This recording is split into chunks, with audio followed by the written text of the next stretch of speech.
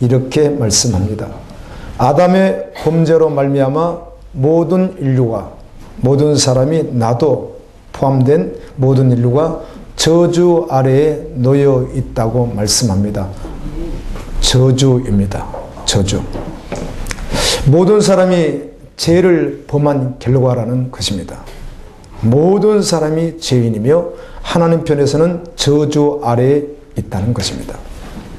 에베소서 2장 3절 말씀을 보면 전에는 우리도 다 그 가운데서 우리 육체의 욕심을 따라 지내며 육체와 마음에 원하는 것을 하여 다른 이들과 같이 본질상 진노의 자녀이었더니, 우리가 진노의 자녀이었다는 것입니다. 그래서 이 땅에 살지만 우리는 평안한 것 같아도 찰나적인 것이고 늘 불안하고 조그만 어떤 상황만 주어져도 근심하게 되고 두려워하게 되고 염려하게 되는 우리의 근본적인 모습이 있었다는 것입니다. 늘 그런다는 거죠. 조그만 일이 인간적으로만 해도 좀 풀리는 것 같으면 좋은 것 같다가도 이게 막히는 것 같고 결과가 끝이 안 좋을 것 같으면 바로 근심하고 두려워하고 염려하는 것이 우리 인간이라는 것입니다. 이번에 6일 동안 정말 무균실 같은, 그래서 주님밖에는 생각할 수 없는, 다른 아무것도 생각할 수 없는 그곳에 있었습니다. 주님이 계속 은혜를 부어주셨고, 주님이 나를 지극히 사랑하시는구나, 참 놀라운 은혜가 있었습니다. 그런데 토요일이 되었는데요, 토요일이 되니까 집에 오고 싶은 생각도 나고 조금 웅성웅성하는 분위기가, 금요일까지는 모두가 집중하던 사람들이 토요일이 되니까 약간 웅성웅성해지는 거예요, 마음이. 그래서 다시 한번 가다듬는데 우리 지체들이 다 생각이 나는 겁니다. 우리 갈보리교회 지체들 말이에요. 이렇게 생각을 하면서 나도 모르게 염려가 들어오는 거예요. 은혜를 정말 많이 받았는데 우리 지체들을 하나하나 생각하니까 갑자기 염려가 생기는 거예요. 근데 그 염려가 잠시 있다 없어지지 않고, 그렇다고 해서 그게 나를 다 사로잡은 것은 아니지만 어떤 한 부분이 이렇게 좀 멍한 것처럼, 먹먹한 것처럼 이렇게 한쪽이 계속 남아있는 거예요. 언제까지? 거의 끝나갈 즈음까지요. 그래서 잊어버리려고 해도 또 주목하는데도 또 그게 먹먹함이 또 남아있고 먹먹함이 남아있는 거예요, 저에게. 그 주님 주목했습니다. 주님, 아무튼 이 감정도 사실일 수 있으나, 이 감정이 사실일 수 있으나 이것이 결론은 아니지 않습니까? 주님만 바라보겠습니다. 그리고 주님을 정말 주목을 했더니 그냥 내 입을 통해서 계속해서 기도하는 건, 내 입을 통해서 고백하게 하는 성경 구절이 있었어요. 그냥 내 입을 통해서 계속 고백하게 하더라고요. 말씀은 힘입니다. 아멘. 우리 하나님은 우리의 힘이고 능력입니다. 하나님의 말씀이 능력이고 힘이거든요. 다른 것 아니었습니다. 하나님이 세상을 이처럼 사랑하사 독생자를 주셨으니 이는 저를 믿는 자마다 멸망치 않고 영생을 얻게 하려 하심이라. 이렇게 한두 번 했는데 이게 갑자기 이게 바뀌는 거예요, 저에게. 하나님이 나를 이처럼 사랑하사 독생자를 주셨으니, 아멘. 나중엔 하나님이 나를 사랑하사 이렇게 바뀌는 거예요. 그렇지, 하나님이 나를 사랑하시지. 주님 사랑이면 충분하겠습니다. 제 태도는 결정되었습니다. 예수님이면 되겠습니다. 아멘. 그런 은혜를 주셨습니다. 여러분, 저주받은 인간의 모습은 모든 인류는 동일합니다.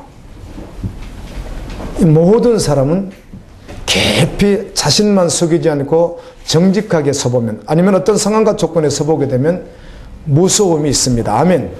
두려움이 있다는 겁니다. 근심이 있습니다. 걱정이 있습니다. 과거에 지나왔던 것들이 드러날까 봐서 걱정되는 것도 있고, 과거에 심은 것이 앞으로 잘못될까 봐 심히 걱정되는 것도 있습니다. 내가 과거에 이렇게 심어놨는데, 내가 이렇게 살아왔는데 미래의 결과는 분명히 이렇게 나타나겠지, 이렇게 생각하면서 굉장히 두렵거든요. 내가 아무리 희망을 품을지라도 내가 심어놓고 살아왔던 과거가 이럴진데 앞으로 나타날 열매는 틀림없이 안 좋은 것이겠지, 뭐 이런 걱정과 두려움이 있죠. 이게 본질상 저주받은 우리의 모습입니다. 아멘. 그런데 정말 가장 두렵고 무서운 것은 사실은 그 다른 것이 아니라 히브리서 2장 15절은 이렇게 말씀해 줍니다. 또 죽기를 무서워함으로 일생에 매여 종노릇하는 모든 자들을 놓아주시려고. 아멘. 두려움도 결국은 가장 마지막 두려움은 죽음에 대한 두려움인데, 무서움인데, 여기에 매여서 종노릇하면서 자유함을 누리지 못한다는 것이죠. 두려움의 가장 끝을 봤더니 이 죽음이 있다는 거죠. 그런데 그곳에서 우리를 해방시켜 주신 분이 우리 하나님이세요. 아멘. 그분이 우리 주님이시라고 성경은 말씀합니다. 영원히 저주받을 인간들을 구원하시기 위하여 하나님께서 우리를 사랑하사, 아멘, 세상을 이처럼 사랑하사 독생자를 주셨다고 성경은 말씀합니다. 예수 그리스도는 하늘의 영광을 버리시고 속량 제물로, 속죄 제물로, 대속 제물로, 우리를 대신하여 대속 제물로 오셨다고 말씀합니다. 마태복음 16장 21절에서 예수님이 친히 이렇게 말씀했습니다. 이때로부터 예수 그리스도께서 자기가 예루살렘에 올라가 장로들과 대제사장들과 서기관들에게 많은 고난을 받고 죽임을 당하고 제3일에 살아나야 될 것을 비로소 제자들에게 말씀합니다. 나는 죽는다. 그리고 살아난다. 예수님은 구약 성경 39권에 예언한 대로 모세오경과 선지자들을 통해서 계속하여 하나님께서 말씀하신 그대로 십자가에서 우리 죄를 대신 지시고 십자가에 달려 돌아가 죽으셨습니다. 이사야 53장 5절부터 6절까지 말씀, 우리가 그냥 평이하게 들을 수 있고, 아니면 분주한 가운데 잠시 스치듯이 들을 수 있고, 아니면 어떤 나의 문제가 있어서 그 문제에 주목하면서 들을 수 있으나, 정말 정신을 차리고 할렐루야 주님 앞에 직면에 서서 정말 우리의 태도를 결정하고 그 말씀을 듣게 되면 상황은 전혀 달라집니다. 이 말씀이 어떤 의미인지 완전히 달라집니다. 아멘. 예수님이 찔림은 우리의 허물을 인함이요, 예수님의 상함은 우리의 죄악을 인함이라. 예수님께서 징계를 받음으로 우리가 평화를 누리고, 예수님께서 채찍에 맞음으로 우리가 나음을 입었도다. 우리는 다 양 같아서 그릇 행하여 각기 제갈 길로 갔거늘 여호와께서는 우리의 죄악을 예수 그리스도에게 담당시키셨도다 라고 말씀합니다. 이렇게 우리의 죄, 저주받은 우리를 위하여 하나님의 내어주신 속죄 제물이었던 예수 그리스도, 그분은 죽으셨습니다. 그리고 죽으셨다 3일 만에 성경대로 살아나셨습니다. 아멘. 부활하셨습니다. 성경에는 예수님의 부활에 대하여 너무 자세하게 말씀합니다. 오늘 아침에도 제가 잠깐 유초등부 예배드리는 곳을 잠깐 와서 이 말씀을 잠깐 듣다가 이 옆에 있다 보면 또 말씀이, 사무실에 있다 보면 또 들려요. 말씀이 이렇게 들었는데 복음을 전하더라고요. 아멘. 복음을 전하는 거예요. 얼마나 감사한지. 아멘. 어린이들이 다 듣습니다. 오히려 어른들보다도 더 정직하게 반응하게 되어 있습니다.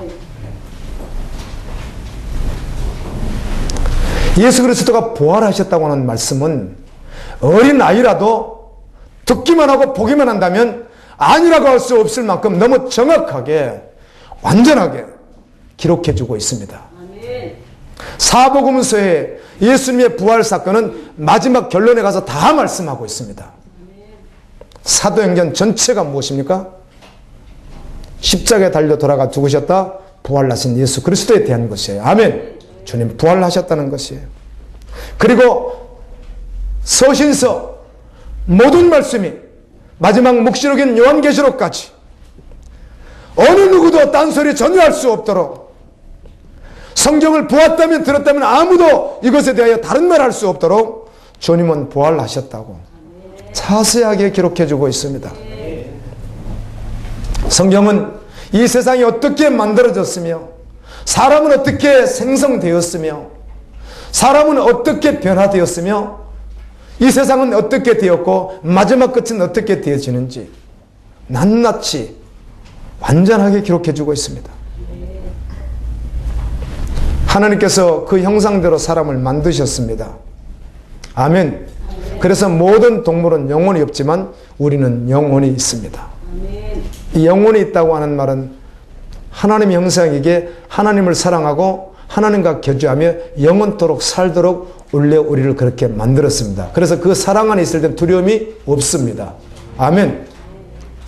요한 1서에서도 말씀하기를 진실한 사랑 속엔 두려움이 있어요? 없어요? 없습니다. 하나님의 사랑 안에 거하는 자는 두려움이 없습니다.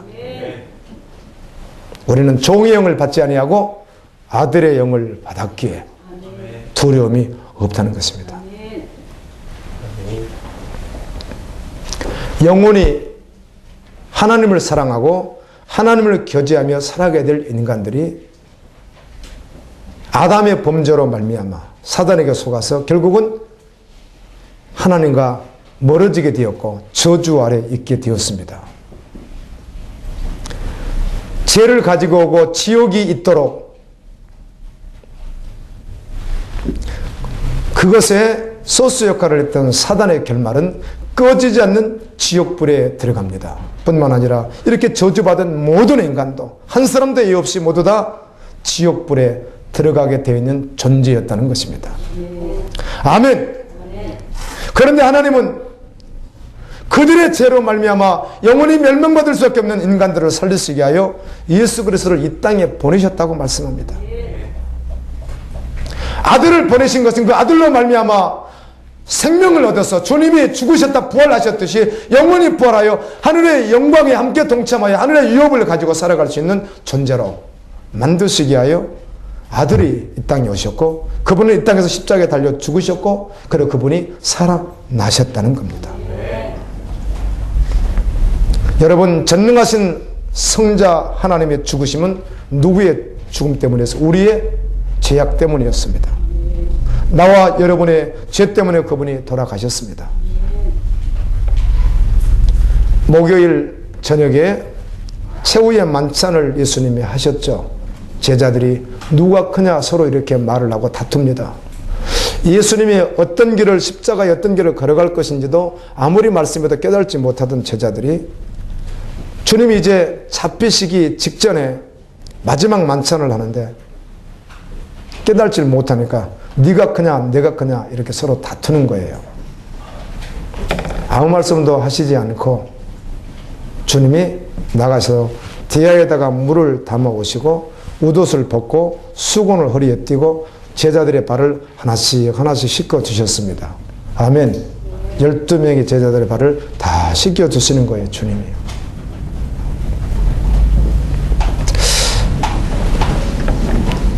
주님이 이런 마음을 저에게 주시더군요. 설교하는 설교자로서 하나님의 일을 맡은 종인데 얼마나 수없이 말씀을 전하면서 실수를 했는가 하는 것을 계속 비춰주면서 너는 네 사상이나 네가 하고자 하는 일을 위해서 설교하지 마라. 네가 가진 어떤 목적을 위해서 그 목적을 이루기 위한 그런 말씀 전하는 거 온당치가 않다. 넌 내 마음을 좀 알았으면 좋겠다. 아멘. 넌 내 마음을 알아서 요한복음, 마태복음, 마가복음, 누가복음, 말라기, 선지서, 모세오경, 계시록 어떤 말씀을 전할지라도 넌 내 마음을 알아서 이 기록할 때 지금 여전히 살아계셔서 동일하게 말씀하시는 내 심장을 알아서 너 그것 좀 전했으면 좋겠다. 너 그래서 묵상 좀 하고 내 마음을 좀 얻어라. 이런 마음을 주시는 거예요. 아멘. 그렇지. 내가 알 수 없지. 주님의 마음을 알아야지. 주님의 근본적인 마음이 무엇인지. 여러분, 주님은 우리가 멸망당하기를 지금도 여전히 원하지 않습니다. 주님은 마지막 심판의 그날이 오기 전에 정말 돌이켜서 구원받기를 정말 원하십니다. 주님이 이 땅을 떠나기 전에 자신의 사랑을 우리에게 이렇게 고백해 주더라고요. 주님이 계속 말씀하는 거예요. 하나님이 세상을 이처럼 사랑하셔서 아들로 오셨는데 아들 그분도 아버지의 마음을 동일하게 가지고 있는 분이잖아요. 그분이 이 땅에 오신 것이 우리를 사랑하셨기 때문이고 십자가에 달리신 것도 우리를 사랑하셨기 때문이고 부활하신 것도 승천하신 것도 주님이 우리를 사랑하셨기 때문이에요. 그분은 이 땅을 떠나기 전까지 제자들을 사랑하시는데 끝까지 사랑하셨다고 하더라고요. 그냥 끝까지 사랑했다. 이 말씀이 마음에 굉장히 와닿더라고요. 끝까지 사랑했다. 예수님을 팔아먹을 제자 가룟 유다, 그도 동석하고 있었는데 그의 발도 동일하게 닦아주셨는데 그분은 인성을 잃고 계셨으나 신성을 가진 예수 그리스도는 내 감정과는 달랐을 것 같아요. 나도 흉내낼 수 있지. 내가 하고자 하는 주의 일을 끝까지 방해하는 사단 역할을 하는 사람이 있었다고 한다면 나도 흉내내면서 모른 척하고 팔 닦을 수 있겠지. 그러나 내 정말 중심이 그를 사랑할 수 있을까 하는 것은 답이 바로 나오지 않았습니다. 그런데 예수님을 묵상해 봤더니 예수님은 정말 사랑하더라고요. 아멘. 그게 예수님이시더라고요. 예수님의 사랑 안 하시기 때문에 지옥에 가는 게 아니고 예수님의 사랑 안 하시기 때문에 그가 영원한 불못에 들어가는 것이 아니라 아멘. 그가 끝까지 주님의 사랑을 내팽개치고 끝까지 그 십자가의 사랑을 끝까지 거절하기 때문에 가는 것이지 예수님이 그를 미워해서 가는 게 아니더라고요.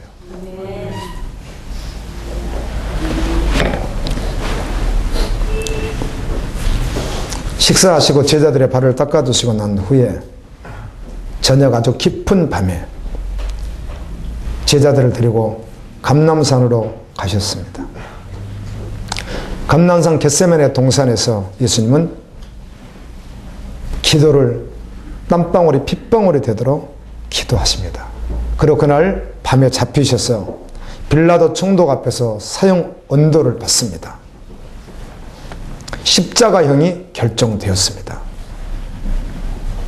예수님은 아침 일찍 십자가를 어깨에 지고 골고다 언덕을 향해 걸어갔습니다. 쓰러지면 다시 일어나고 쓰러지면 다시 일어나고 결국은 쓰러져서 가지 못하는 그 예수님 대신하여 구레네 사람 시몬이 십자가를 대신지고 올라가는데 같이 동행하셨습니다. 그리고 갈보리 언덕에 도착하여 오전 9시에 십자가에 달리십니다. 그리고 6시간이 지난 후 3시에 운명하셨습니다. 안식일이 되어가려고 하니까 그 시체를 혐오스럽게 놔둘 수 없다고 그래서 시체를 다 끌어내리는 거죠.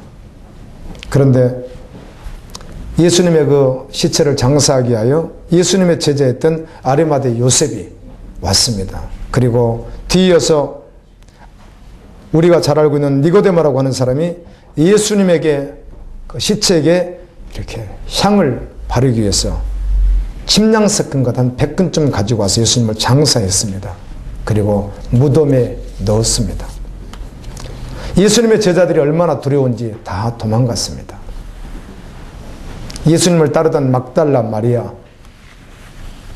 그리고 주님을 만나 새 사람이 된 여인들, 야고보의 어머니, 또 수산나 같은 이 여성들이 그 무덤을 떠나지 못하고 멀찍이 서서 무덤을 지켜보고 있습니다. 병정들이 무덤을 굳게 지켰다고 성경은 말하는데 왜 이들이 지켰는가 하면 예수님이 죽으신 지 3일 만에 살아난다고 하는 말을 계속했기 때문에 믿지 않으니까 제자들이 와서 시체를 훔쳐갈 것으로 예상되어지니까 그 무덤을 지켰던 것이에요.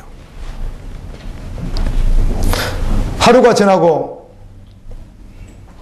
토요일이 지나도 아무 일도 일어나지 않았습니다. 토요일이 지나고 주일이 되었습니다. 주일 새벽에 큰 지진이 일어나며 천사들이 무덤을 막고 있던 돌을 밀어냈습니다. 예수님은 부활하셨습니다. 아멘. 막달라 마리아와 요한의 어머니 마리아 그리고 살로메가 무덤을 보러 갔다가 이걸 보고 깜짝 놀랐습니다. 그리고 들어가 봤더니 형상이 번개와 같고 눈같이 흰 옷을 입은 천사가 여인들에게 이렇게 말하는 거예요. 산자를 죽은 자 가운데서 찾느냐? 예수님은 부활하셨느니라. 너희에게 살아있을 때 계속 말씀한 것과 같이 갈릴리로 가신다고 하셨으니 제자들이 가서 그렇게 말하라. 아멘. 주님은 갈릴리로 가신다고. 예수님은 친히 자신의 부활하신 모습을 또 여인들에게 보여줬더니 성경에 보니까 어떤 여인이 예수님의 발을 가서 이렇게 붙잡았습니다. 주여. 아멘. 부활하신 예수님의 발을 한 여인이 가서 붙잡죠. 가장 먼저 자신의 부활체를 막달라 마리아, 창녀였던 그 막달라 마리아에게 가장 먼저 보여주시기도 하셨습니다. 그리고 베드로에게 보여주시고 제자들에게 보여주시고 엠마오로 내려가던 글로바와 다른 제자 그 두 사람과 함께 다른 모습으로 주님이 같이 가서 대화를 하시는 거예요. 너희들 무엇 때문에 근심하느냐? 그랬더니 이보시오, 소식 못 들었습니까? 예루살렘에서 있었던 이야기 말이에요. 아니 그것이 무엇인데 그 예수라고 하는 그분이 십자가에 달려 죽었습니다. 그래. 이런 말을 서로 이렇게 하고 가죠. 그런데 그때까지 말씀만 하시더니 식탁에 앉아서 식사하는데 갑자기 예수님의 자신의 모습을 보여주니까 제자들이 깜짝 놀라죠. 그들이 놀라는 순간 예수님은 또 바로 또 다른 곳으로 이동하셨습니다. 10명의 제자가 있을 때도 예수님은 와서 그들에게 당신의 살아나신 모습을 보여주셨습니다. 한 번은 너희들 먹을 것이 있느냐고 여쭤봤더니 네, 생선 구운 토막이 있습니다. 가져오라 했더니 드렸더니 그들 보는 앞에서 그 생선을 받아 잡수시기도 하셨습니다. 의심 많았던 도마가 함께 동서고고 있는 그 장소에 또 주님이 오셨습니다. 11명이 제자가 있을 때도 오셔서 그들에게 보여주셨습니다. 한 10번 정도 살아나셔서 제자들에게 보여주십니다. 그리고 500명이 보는 앞에서 감람산으로 승천하셨습니다.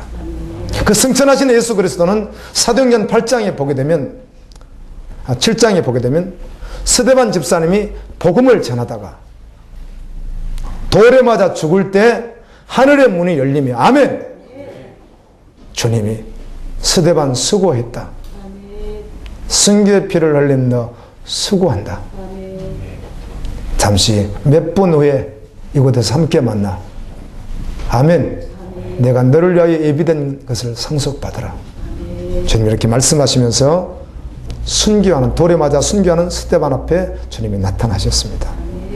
사도행전 9장에 보면 그토록 율법에 철저하게 뿌리를 받고 있었던 사울에게 정오쯤 나타나셨습니다. 아멘. 부활하신 예수 그리스도.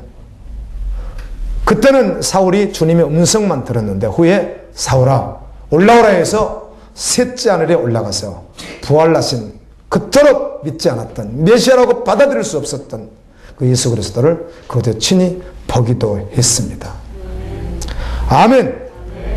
예수님의 복음을 전하다 밤모섬에 유배되어 그곳에서 주의 날 기도하던 요한에게 부활하신 예수님은 영광스러운 모습으로 할렐루야 껄린 옷을 입고 금띠를 띠신 아주 영광스러운 모습으로 자신을 위하여 십자가를 걷고 있는 골고다 언덕을 걸어가듯이 걸어가고 있는 그 요한에게 보여주시기도 하셨습니다. 요한이 보았더니 천사들이 경배하는 거예요. 예수 그리스도를 거룩하다 거룩하다 거룩하다 거룩하다. 아멘. 그 주님 그분은 살아나셨습니다. 어떤 분들은 살아내서 예수님을 천에 보았다고 하는 분들이 역사 속에 존재해 왔고, 어떤 분은 천국에 가서 예수님을 보고 오셨다고 하는 간증자들이 있기도 하고 세상을 떠난 분도 있습니다. 참고만 할 뿐이지, 그러나 분명한 사실은 주님은 살아나셨고, 아멘, 보여주시기도 하시는 분입니다. 영국을 방문했던 이 썬다슨에게 어떤 교수가 이렇게 질문을 했습니다. 대대로 내려오던, 당신 조상 대대로 내려오던 그 힌두교를 버리고 그 죽음의 길을, 힌두교를 버리고 죽음의 길을 걷는 것과 같이 어떻게 기독교로 개종하게 되었습니까? 이렇게 질문했더니, 또 덧붙여서 힌두교와 기독교의 차이가 있다면 무엇입니까? 이렇게 질문했더니 이렇게 대답했습니다. 예수 그리스도는 죽었다 3일 만에 부활하셨습니다. 아멘. 석가도, 공자도, 명자도 그 누구도 다 죽어서 한 줌의 흙으로 돌아간 무덤이 있지만 예수 그리스도는 부활하셨습니다. 사랑하는 여러분, 예수를 믿는 우리는 사실은 수많은 말을 할 수 있습니다. 이 땅에서 여러 가지 종의 모습으로 여러 가지 사역자의 모습으로 수많은 말을 할 수 있지만, 궁극적으로 말한다면 다시 오실 예수 그리스도를 바라보는 거예요. 아멘. 모두가 신실한 주의 동들은 안결같이 이것을 믿었다고요. 다른 걸 믿는 게 아니라 66권에 기록된 주신 복음 수많은 말씀 가운데 그 말씀을 받아들이면서 또 마지막 기결은 어디로 가요? 다시 오실 예수 그리스도였어요. 아멘. 다시 오실 예수 그리스도를 바라보기에 이 땅에서는 무엇으로 살아가는 거예요? 나그네로 그래서 살아가는 거예요. 아멘. 군사로 살아가는 거예요. 신부로 살아가는 거예요. 저도 이렇게 여행을, 선교 여행을 가보고 또 이런 어떤 행사가 있어서 어떤 훈련을 통해서 가보게 되면 짐을 많이 가지고 가는 게 얼마나 고생인지 몰라요. 저도 처음에 외국에 나갈 일이 아주 오래전 이야기죠. 거의 한 30년 다 된 것 같아요. 그때 처음에 나갈 때는 뭘 모르니까 짐을 너무 많이 가지고 가가지고 얼마나 고생했는지 몰라요. 짐을 많이 가져가는 거예요. 속옷도 적당히 가져가면 매일 입고 빨아 입을 걸 갖다가 매일 입고 안 빨아 입을 것처럼 그냥 그거 숫자만큼 다 가지고 가고, 양말도 숫자만큼 다 가져가고, 하여튼 얼마나 많이 가져갔는지 그것 때문에 치여가지고 고생하고. 지금은 그렇게 하지 않습니다. 18일 동안, 작년에도 올해도 다녀왔잖아요. 18일 동안 이렇게 가도요, 여러분 학생들이 메는 가방 정도에서 조금 더 큰 거 하나면 끝이에요. 이번에도 괜히 고생했어요. 비 맞으면 어떡할까 하고 2벌 옷 가져갔다가 옷 한 벌이 짐이 돼가지고 얼마나 고생했는지 몰라요. 한 벌 입었으면 끝인데, 수건도 2개면 충분한데 4개 가져가지고 2개 안 써가지고 얼마나 고생하고요. 나그네가 그런 거예요. 아멘. 나그네는 그런 거예요. 사랑하는 여러분, 이번에 제가 결심한 것보다 또 한 가지 또 이렇게 많은 것들 가운데 또 갑자기 생각나는 게 있다면, 여러분에게 같이 나누고 싶은 게 있다면, 집에 와서 불필요한 것은 내가 다 정리해야 되겠다. 넥타이도 이렇게 하나씩 선물 받다 보면 이렇게 이게 많아져요, 이게요. 그래서 아니지, 이것도 그냥 멜 때마다 뭘 멜까 이렇게 자꾸 고민되니까 시간 낭비잖아요. 괜히 머리 써야 되니까. 그래서 안 그래도 우리 집에 있는 어떤 지체가, 아버지, 뭐 넥타이 이렇게 많을 필요 있습니까? 이런 말을 자꾸 해요. 그래서 뭐 있는 걸 어떻게 하겠느냐 그랬는데, 맞아요. 정말 맞더라고요. 예수님 사랑하고 예수님과 교제하면 다른 거 다 소용이 없더라고요. 그렇지. 그래 와서 몇 개 있는 거, 뭐 오래된 것도 있고 10년 전 것도 있고 막 그렇죠. 그렇지만 정리해야 되겠다. 그게 불필요하구나. 몇 개 있으면 그만이지. 그러면 하나씩 딱 5대 색깔에 맞게 하나씩 매면 되지. 이거 있다, 저거 있다, 저거 있다, 뭘 넣을까 고민할 필요가 없겠구나. 그래서 뭐가 불필요할까? 그래, 불필요한 것은 이번에 최대한 정리하고 간소화시키고, 아멘. 단순화시켜야 주님만 주목할 수 있겠는 거예요. 아멘. 알아들을 수 있으면 좋겠습니다. 다 소용없는 것들이더라고요. 살다 보니까 짐이 생기는데, 저희 아내에게 이런 말을 늘 했던 적이 있죠. 제가 했었어요. 자주. 여보, 사람도 찾아오면 우리 교회에 있으니까 교회 밖으로 가져오면 되지 뭐, 도우면은. 우리 그냥 두 개면 되지 않겠느냐고. 이런 말을 한두 번 한 거 아니에요. 제가 늘 했었어요. 사모님, 뭐 그릇이 없어 손님 오면 교회 여기 있으니까 빨리 와서 그릇 가져가면 되는 거니까 우리는 두 개면 되지 않겠냐고. 아멘. 옷도 두 개면 되죠 뭐. 아멘. 부활하신 예수 그리스도 그분을 기다리는 성도는요, 이제 주님이 마음 주실 때마다 주님께 주목하게 되니까 이 땅에 있는 것들이 다 부질없는 것들이잖아요. 그래서 정리 자꾸 하게 되죠. 그래서 이번에 오면 제가 어젯밤에 늦게 왔어요. 늦게 와서 오늘 주일 준비 또 때문에 여러 가지 어려워서 만지지 못하고, 내일은 또 바로 또 오늘 저녁부터 니엠에 들어가니까 아마 오늘 오후에 내가 잠깐 시간이 주면, 그래, 내가 좀 뭘 정리해야 될지 한번 봐야 되겠다. 그래서 내 시선을 주님에게 주목하지 못하게 조금이라도 빼앗길 수 있는 것들은 이렇게 좀 다 치워야 되겠다. 아멘. 그런 마음을 주시더라고요. 할렐루야. 할렐루야. 그래서 하나님을 믿는 사람은 이 땅에서 아픔을 경험할지라도, 어떤 일이 있을지라도 그것에 주목하지 않습니다. 잠시 생각할 수 있으나 주님 바라봅니다. 영원한 나라를 바라봅니다. 우리 이런 찬양이 있죠. 세상이 나를 모른다 하여도. 아멘. 그 찬양 있잖아요. 사실 알고 보면 이 가스펠송이나 이 찬양이요, 정말 우리가 믿음으로 반응하면서 보게 되면 얼마나 우리의 고백들인지 모른다고요.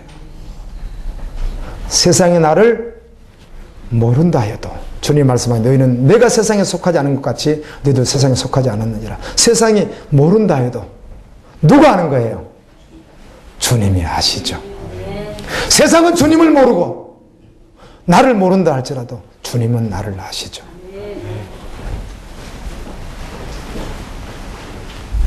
이 땅에서 아무리 잘 살았다고 할지라도 누가복음에 나오는 부자 보십시오. 예수 그리스도를 믿지 못하고 이 땅에서 온갖 영화를 다 누리고 살았으나 그는 영원히 지옥에 갔어요. 아멘.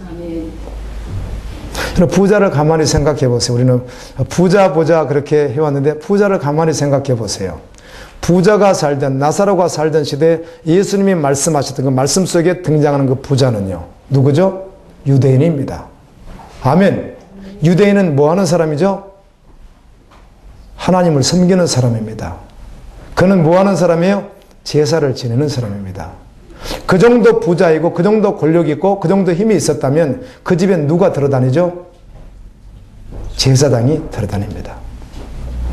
누가? 율법사들이 들어다닙니다. 그 말은 오늘날 누가 들어다닌다는 거예요? 목사님이 그 집에 가서 가정예배를 드리고 신방예배를 드리고 이렇게 한다는 거죠. 누구였다는 거예요? 교인이었다는 것이죠. 교인도 보통 교인이 아니라 좀 직급 있는 교인이었다는 것이죠. 근데 그 안에 누가 없었어요? 예수 그리스도가 없었던 거 아니에요. 아멘.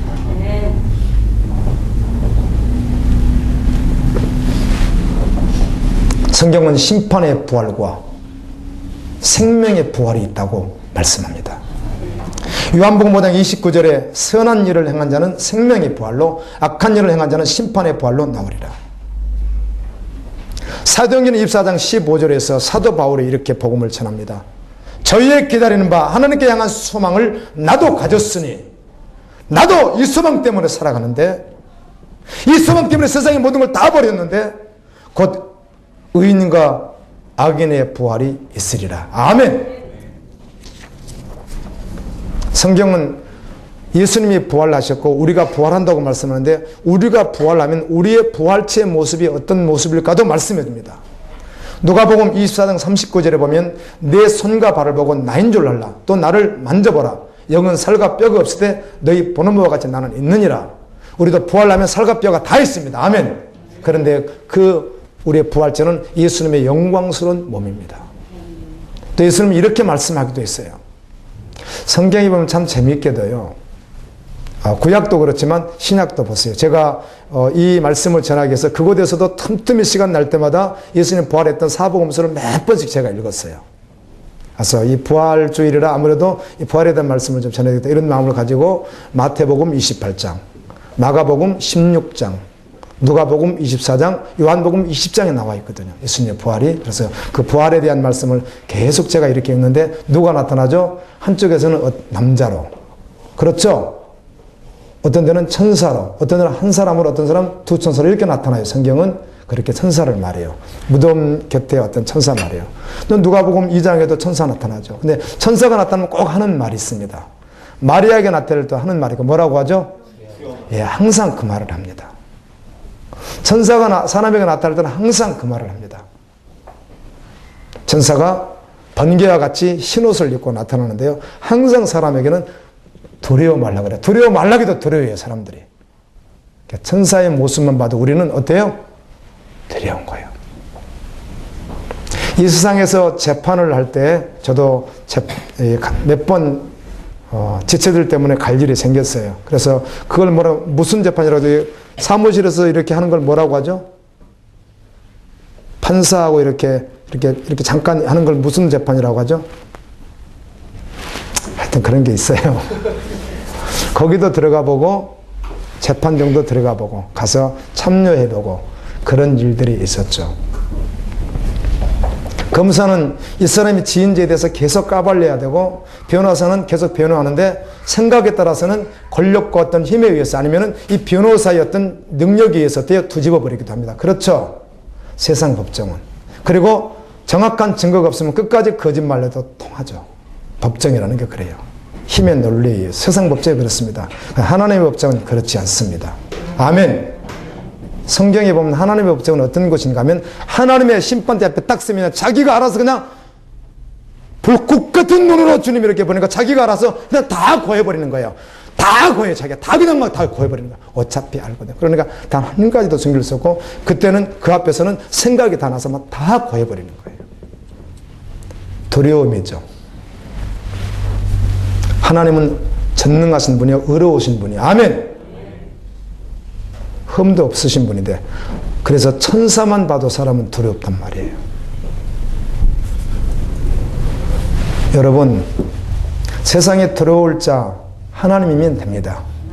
마귀도 두려울 게 없고요. 사람도 환경도 두려울 게 하나도 없어요. 이번에 이런 일이 있었어요. 저랑 함께 있는 지체였습니다.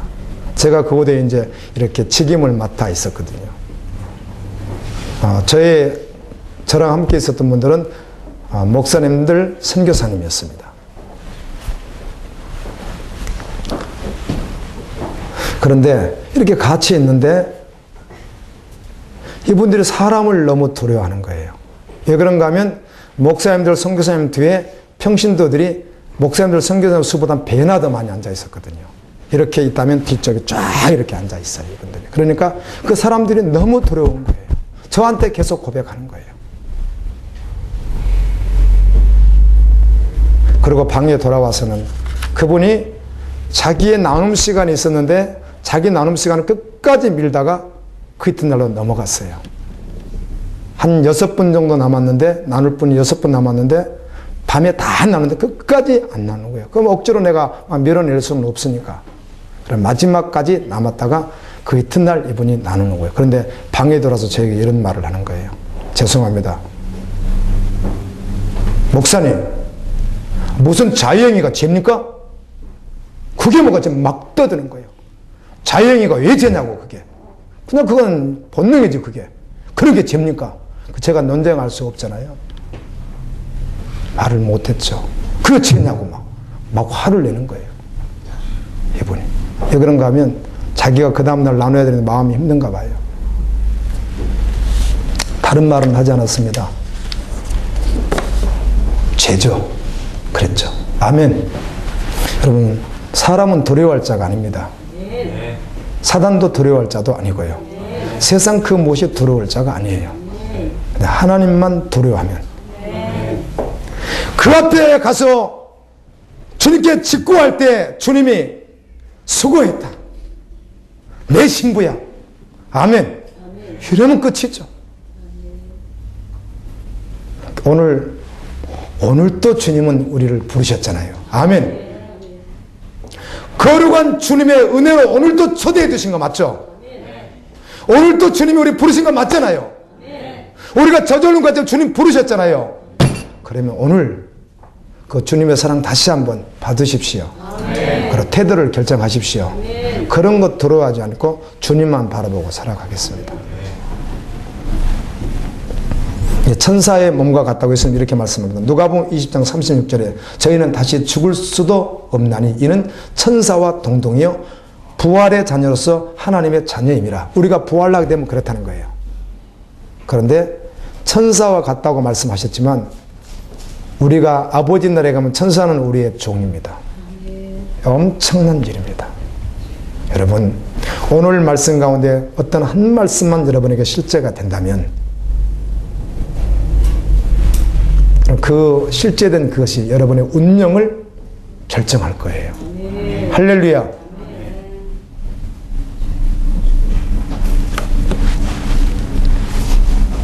신령한 몸이라고 말합니다. 신령한 몸. 여러분, 우리는 얼마나 썩어질 몸이고 얼마나 연약한 몸이에요. 그런데 신령한 몸이라 성경은 이렇게 말합니다. 그 후에 우리 살아남은 자도 저희 함께 구름 속으로 끌어올려 공중의 주를 영접하게 하시리니 그래야 우리가 항상 주와 함께 있으리라. 주님과 함께 있는 영원히 천국에서 거하는 신령한 몸이다. 예수님의 제자들은 특별히 베드로 같은 사람이에요. 봤어요, 다. 아멘. 만져보고 다 보았다고 해요. 뭐 이 사실을 믿으라 믿지 마라 할 필요도 없는 거예요, 이제는요. 아멘. 베드로에게 그건 믿으라 믿지 마라 이런 말 필요 없는 거예요. 봤으니까. 이걸 봤는데 뭘 믿어요? 꽃이죠. 보고 만져봤는데 뭘 믿어요? 그냥 그 자체가 그냥 실제죠. 아멘. 그래서 세상이 무너져도 그 실제는 그것을 어떻게 그가 내려놓을 수 있겠어요? 세상의 권력이 어떤 칼이 어떤 물질이 그 무엇이 그를 미혹해서 멀어지게 한다고 해서 어떻게 그걸 타협할 수 있겠어요? 그렇게 할 수 없는 거죠. 그건 믿는 게 아니고 봤어요. 그는요. 만져봤다고요.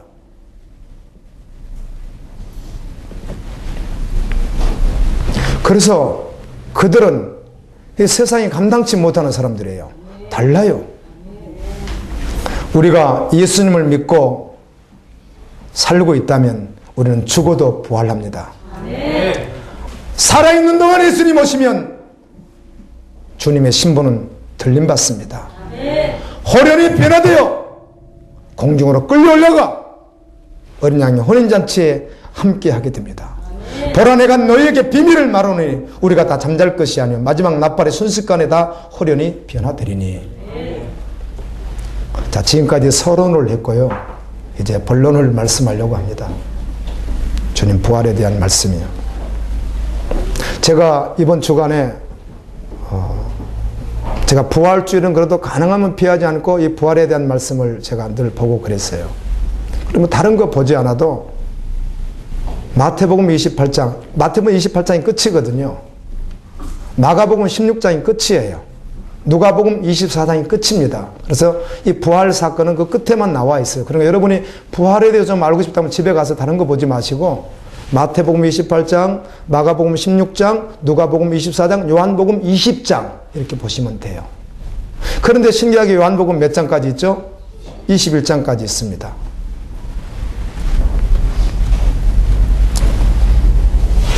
부활 후 40일에 대한 행적 가운데 하나예요. 그게 오늘 본문에 보면 몇 번째 나타나셨더라? 세 번째 이렇게 말하잖아요. 아멘. 14절에 보면 이것은 예수께서 죽은 자 가운데 살아나신 후에 세 번째로 제자들에게 나타나신 것이라 이렇게 되어 있습니다. 한 10번 정도 나타난 가운데 세 번째 나타난 거예요. 예수님이 죽으셨다가 3일 만에 부활하셔서 40일 동안 세상에 계시는데 그 세상에 계실 때 자신의 부활체를 가지고 세상의 권력을 다 어때요? 눌러버리고. 아멘. 만왕양으로서 막 통치하고 지배하고 막 이렇게 하시지 않고요. 예수님 당신을 죽인 그 본디오 빌라도의 법정, 가야바의 뜰, 대제사장들이 있는 그곳, 그 권력의 심층부인 공회들인 산에 70명이 모인 바로 그곳, 이런 데 나타나지 않습니다. 아멘. 한 번도 가지 않아요. 오늘날 같으면 여의도 광장, 청와대, 국회의사당 이런 데 나타나지 않아요. 주님께서요. 너무너무 신기하게 부활하신 예수 그리스도 그분이 말이에요. 그 누구에게 나타나죠? 아주 조용히 막달라 마리아에게. 과거에 창녀였던, 그러나 주님을 만나서 주님의 제자가 되었던 바로 그 여인을 제일 먼저 만나주신 게 첫 번째예요. 할렐루야. 두 번째, 세 번째 이렇게 구별할 수는 없지만 오늘 말씀은 세 번째라고 하고 있으니까 세 번째가 맞는 거죠. 그리고 베드로에게 그 두 제자가 엠마로 내려갈 때, 아멘. 도마가 있을 때 한번 없을 때 오셨다가 또 있을 때 한번 오신 것도 두 번으로 또 들어가는 거죠. 그리고 500명이 보는 앞에서 마지막 하나님의 나라 일을 말씀하고 올라갈 때 바로 그때 합치면은 한 10번 정도 나타나시는데 너무너무 신기하게 주님은 그렇게 나타나시는 거예요. 누가? 만왕의 왕이신 그분이 말이에요. 할렐루야. 그 말을 나에게 적용한다면 나 같은 초라한 나에게 부활하신 그 주님이 오신 거 아니에요. 아멘.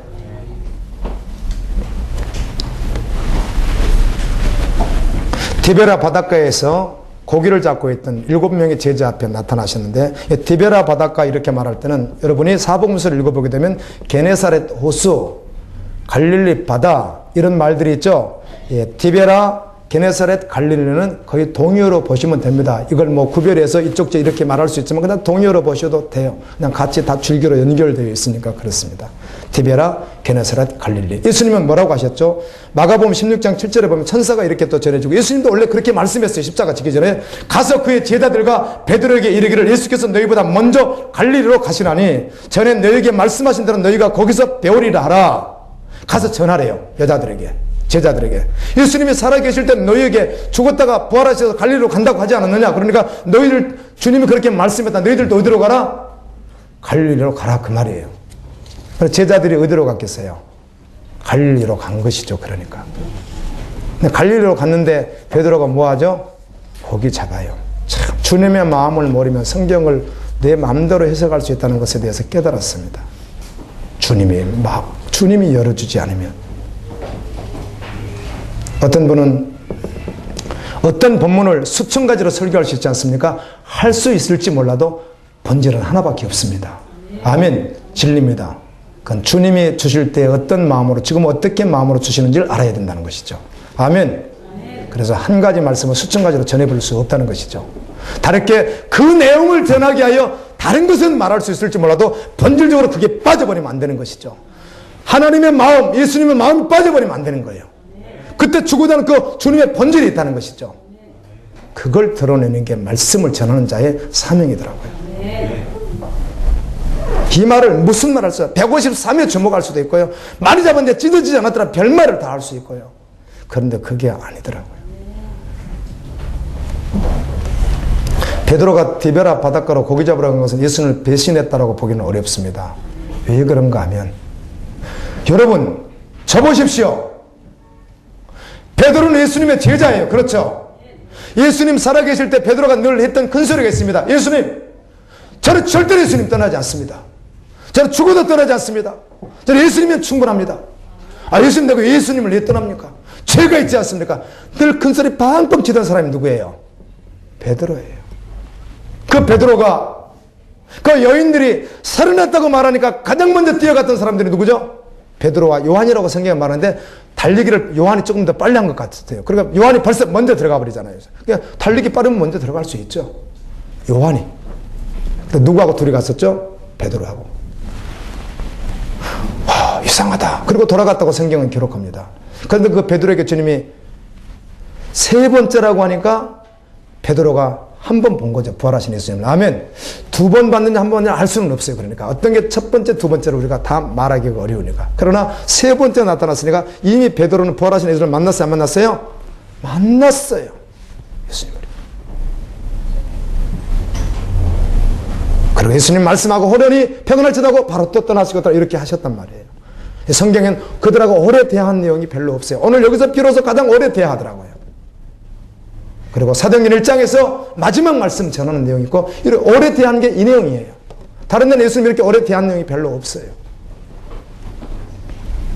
베드로가 예수님을 배반했기 때문에 고기 잡으러 간 게 아니란 말이에요. 아멘.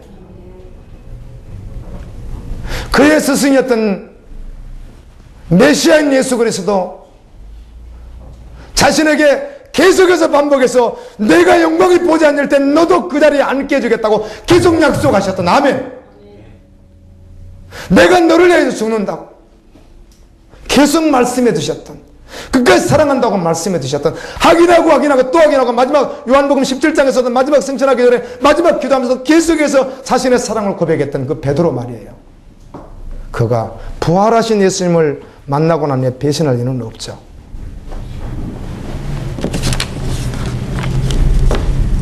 갈릴리 바다 하면 어떤 것이죠? 어떤 것이에요? 예, 예수님을 맨 처음 만난 것이고 그리고 그곳에 에피소드가 얼마나 많습니까? 배를 타고 가다가 아멘. 그 가버나움 지역 하면서 계속해서 늘 인접해 있던 그곳, 늘 함께 했던 곳. 그러니까 또 가장 먼저는 예수님이 자신을 만나던 장소가 어디예요? 갈릴리 호수였잖아요. 그걸 생각 안 할 리가 없죠. 예수님이 갈릴리로 먼저 가 있으라 이렇게 말씀을 들었으니까 그것이 얼마나 또 생각났겠어요. 그러면서 그 마음이 있는 거죠. 잡잡한 마음으로 계속해서 고기 잡고 있었던 것이 예수님을 배반했기 때문에 어떻게 예수님을 배반하고 거기로 가겠어요. 예수님 부활하셨는데. 밤새 예수님은 오시지 않았지만 밤새 고기를 잡았는데 베드로가 고기 잡는데 관심이 있었겠어요? 없었겠어요? 잘 모르죠. 뭐 베드로가 뭐 고기 잡고 싶겠어요? 얼마나요? 예수님 생각하면서 낚시꾼 낚시하듯이 이렇게 던지고 예수님 생각하고 있었겠죠. 예수님 생각. 왜? 예수님 세 번이나 처절하게 너무 부인해버렸기 때문에. 예수님 모른다고 강력하게 부인했기 때문에. 그래 예수님이 새벽녘에 누군지 모르는데 거기 고기 있느냐고 이렇게 묻죠. 제자들이 들었습니다. 없다고. 못 잡았다고 했더니 오른편에 던지라고 해서 던졌죠. 던졌더니 몇 마리가 잡혀요? 150수만한 큰 고기가 잡혔는데 그물이 찢어야 되는데 안 찢을 만큼 많이 잡아버린 거예요. 그때 시력이 요한이 더 좋았는지 뭐 그럴 수 있잖아요. 저 부둣가에 누가 있는데 모락모락 이렇게 김도 이렇게 올라오고 숯불을 펴놨으니까. 근데 시력이 요한이 좋았는지 몰라. 요한이 먼저 알아보고 뭐라 그래요? 누구에게? 베드로에게. 예수님이야. 그 말은 무슨 말이죠? 베드로의 심정을 요한이 다 알고 있는 거 아니에요. 아멘. 베드로 지금 중심이 뭔지 요한이 알고 있는 거 아니에요. 밤새 베드로가 무슨 마음 가지고 그물 던진 거 요한이 다 알고 있는 거 아니에요. 아멘. 알고 있는 거죠. 다. 지금 예수님 미안해서 저렇게 있는 베드로 알고 있는 거죠. 예수님이야! 그러니까 어때요? 겉옷을 벗고 고기 잡다가 겉옷을 리본처럼 물속으로 텀벙 들어가지고 예수님에게 그냥 어때요? 그냥 아주 앞도 뒤도 돌아보지 않고 그냥 가잖아요. 예수님께. 다 나왔어요. 배고프지? 밥 먹어라. 그러면서 오늘날 우리 한국적으로 말하면 밥 한 공기씩 주는 거 아니에요. 그렇죠? 한국적 관점으로. 다 그 배반했던 제자들. 끝까지 그렇게 잘 믿음이 없었던 그들을요. 그리고 생선 있으면 주라고 해서 생선을 구워서 먹으라고. 오늘 말씀은 조반을 먹다가 그렇죠? 무슨 대화를 뭐 이렇게 했을 것 같은데 예수님은 제자들은 무슨 말했는지 알 수는 없죠. 아마 어쩌면 침묵하고 있었을 수도 있고요. 예수님 뭐라고 하셨을 거. 예수님 아무 말도 안 하실 것 같지는 않는데 그런 이제 이렇게 음식을 마쳤나 봐요. 식사 마치고 난 후에 베드로에게 묻습니다. 베드로야, 나 사랑하냐? 너 이 사람들보다 이 말이 무슨 뜻이냐? 베드로가 늘 큰 소리를 뭐라고 쳤으니까? 저는 최고로 주님 사랑합니다. 저는 정말 주님 사랑합니다. 늘 이랬던 사람이거든요. 주님은 이제 알죠. 그 마음, 베드로 그 마음이 진심이어서 진심 아니었어요. 진심 맞잖아요. 예수님 사랑합니다. 이렇게 고백하죠. 말씀을 맺겠습니다. 후에 베드로가 설교를 하는데 이런 설교도 하더라고요. 사도행전을 제가 봤더니 사도행전 39절부터 43절에 보면 우리는 유대인의 땅과 예루살렘에서 그의 행하신 모든 일의 증인이라. 그를 저희가 나무에 달아 죽였으나 하나님이 사흘 만에 다시 살리사 나타내시되 모든 백성에게 하신 것이 아니요 그래 나타나신 모든 것을 모든 사람에게 한 것이 아니라는 거죠. 오직 미리 택하신 증인 곧 죽은 자 가운데서 일어나신 후 모시고 음식을 먹은 우리에게 하신 것이라. 니들은 못 듣지 않았느냐 그 말이에요. 아멘. 너희들은 못 들었잖아. 우리는 들었다고. 이런 말이죠. 그러니까 우리를 명하사 백성에게 전도하되 하나님의 산자와 죽은 자의 재판장으로 정하신 자가 곧 이 사람인 것을 증거하게 하셨고. 아멘. 주님 부활하셨다고.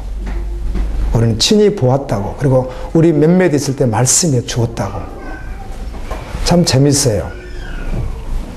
왜 부활하셨으면 그 소피스트들이 계속해서 강연하는 수많은 무리가 모이는 광장 같은 데서 원형 경기장 같은 데서 회당에 들어가셔서 법정에서 수많은 권력자들 앞에서 나 부활했다고 이렇게 하실 텐데 그렇게 하시지 않았어요. 그건 주님이 그렇게 하시지 않더라고요. 누구에게? 제자들에게. 할렐루야!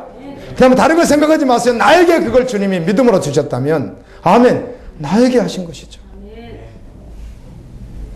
그렇게 받은 사람이 믿으라 믿지만 할 필요 없는 거죠. 이제 그냥 그게 운명인 거죠. 그게 삶인 거죠. 그게 인생이 되는 거죠. 초대교회 제자들이 그래서 전한 복음, 성도들이 전한 복음은 유일했어요. 십자가! 아멘! 그분 부활하셨다! 이거예요. 그래서 승천하셨고 그분은 다시 오신다는 거죠. 재판장이시니까. 그 주님이, 예수님이 이렇게 말씀하죠. 19절을 우리 같이 읽습니다. 시작. 이 말씀을 하시면 베드로가 어떠한 죽음으로 하나님께 영광을 돌릴 것을 가리키시미로라. 이 말씀을 하시고 베드로에게 이르시되 나를 따르라 하시니. 아멘. 여러분, 베드로 마음 예수님이 압니다. 3번 부인했으나 미안해서 어쩔 줄 몰라 하는, 정말 인간으로서는 고개 들기 어려운 수치심을 가진 나 같은 자가 다시 일어서서 쓰임받을 수 있는가, 이런 수치심을 가진 저도요, 이번에 가서 나의 복음을 나눴습니다. 우리 지체들에게. 거긴 대상은, 우리 지체들은 목사님, 선교사님이에요.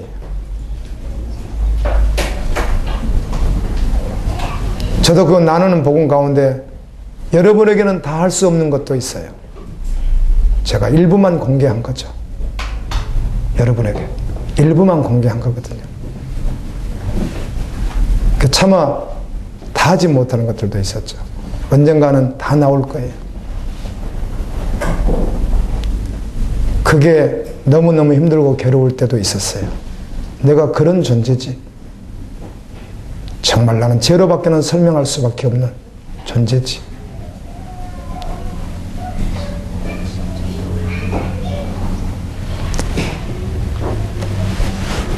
그런 베드로에게 주님이 오셨어요. 아멘. 그리고 사랑하냐고 질문하시더니 마지막에 나를 따르라고 그러시는 거예요. 할렐루야.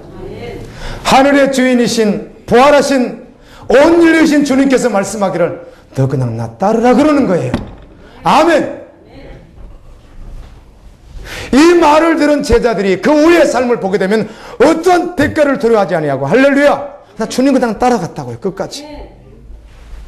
주님은 이후에도 너 어떻게 죽을 것이라도 말씀해요. 너 사명 감당하다 너는 죽을 거야. 그렇게 순교 당할 거라고 말씀하는 거예요. 보이는 상황이 어떠하든지 나를 따르라고 하니까 그 따르는 그 길이 가장 존귀한 길이에요. 아멘. 엎어져서 자빠져 어떤 길이든 주님이 따르는 그 길이 가장 복된 길이기에 상과 조금과 상관없이 따라가는 거예요. 저도 결정했습니다. 아멘. 주님 따르기로. 내려놓고 주님 따르기로. 아무든지 나를 따라오려거든 자기를 부인하고 제 십자가를 날마다 지고 나를 쫓을 것이니라. 날마다 너 죽은 십자가 지고 날마다 나를 쫓으라는 그 말씀. 아멘이죠, 주님. 아멘이죠.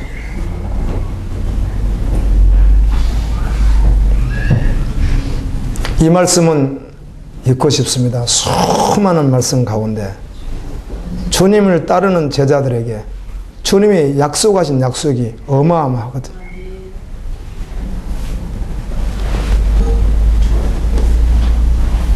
에베소 7장 17절에 우리 주 예수 그리스도의 하나님 영광의 아버지께서 지혜와 계시의 정신을 너희에게 주사 하나님을 알게 하시고 너희 마음 눈을 밝히사 그의 부르심의 소망이 무엇이며 성도 안에서 그 기업의 영광의 풍성이 무엇이며 너희의 마음의 눈을 밝히사 그의 부르심의 소망 우리를 불러 따르라고 말씀하시는 그분이 주신 소망이 무엇인지 알기를 원한다는 거예요. 아멘. 그분이 무슨 소망을 가지고 우리를 불렀는지 또 성도 안에서 그 기업의 영광의 기업의 영광 하늘의 기업의 영광의 풍성함이 무엇인지 그의 힘의 강력으로 역사하심을 따라 믿는 우리에게 베푸신 능력의 지극히 크심이 무엇인지 아멘. 알게 하기를 원한다는 겁니다. 여러분 주님이 우리를 부르셨습니다. 주님은 소망으로 부르셨습니다. 그의 부르심의 소망이 무엇인지 성령께서 믿음으로 여러분 심령 속에 새겨주시기를 예수님의 이름으로 축원합니다. 하나님